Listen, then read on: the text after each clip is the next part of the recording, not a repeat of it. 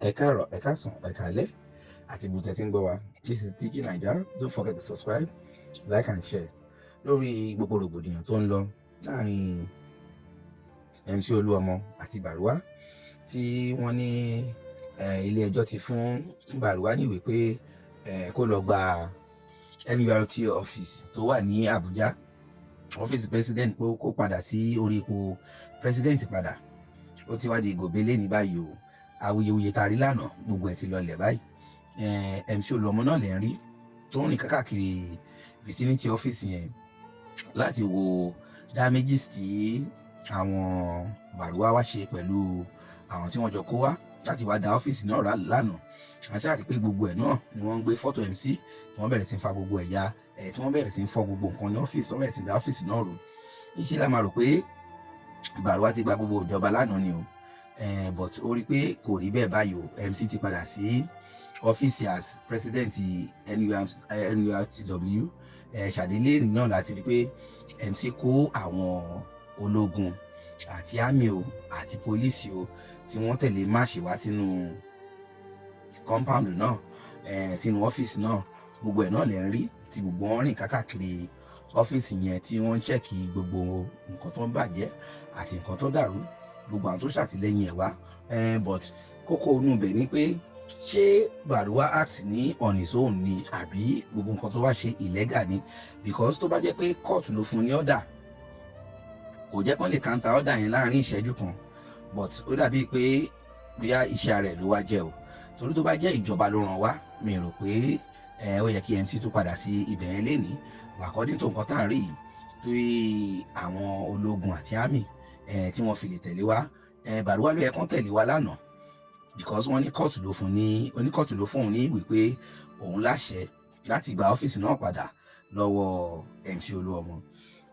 Kí ló wá rí pé àwọn ọlọ́pàá tí wọ́n wá lánàá, ó dàbí pé bóyá Baruwa ni at the end of the day ni wọ́n arrest tí wọ́n detain o.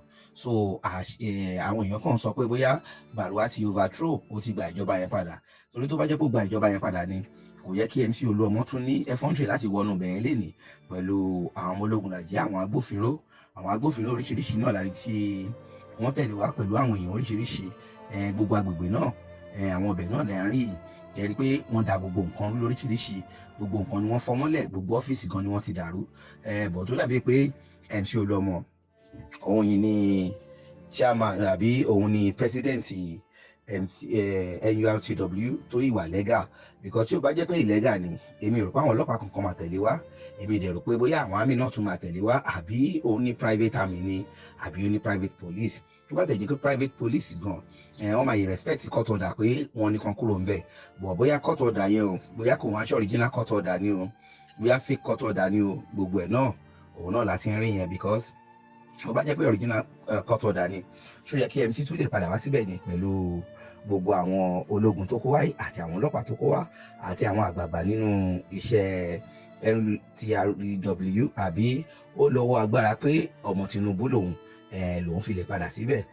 Bó ṣe jẹ́ gangan àìmọ̀ máa mọ̀ láàrin ọ̀sẹ̀ yìí, kí ọ̀sẹ̀ yìí tó yípo, torí gbogbo tó ń bára wọn fà yìí àti ìwà mọ̀bí tó ń lọ. Because Baruwa sọ pé almost 2 years ni kóòtù ti fún un ní order láti take over, tóun dẹ̀ ti ní sùúrù fún pé kó kúrò ń bẹ̀. Òun ló fà á tóun fi kó àwọn èrò wá lánàá, tí wọ́n fi wá àtàkì ọ́fíìsì MC Oluomo lánàá.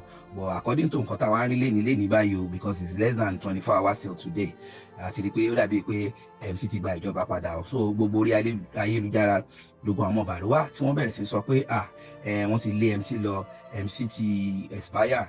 Àrí pé ó dàbí pé MC ò expire báyìí o, òun ni president NURTW. So bó bá ṣe jẹ́ lóríṣiríṣi a máa mú wá. Ẹ̀yin náà máa fi ìròyìn sínú comment section. Báwo ni ọ̀rọ̀ náà ṣe jẹ́? Ṣé Baruwa ló ìwà ń bẹ̀ ni, àbí MC Oluomo ti gbàjọba ẹ̀ padà? Bó bá ṣe jẹ́, ẹ̀jẹ̀ àjọ máa gbọ́. A tún máa rí iná. Thanks for watching.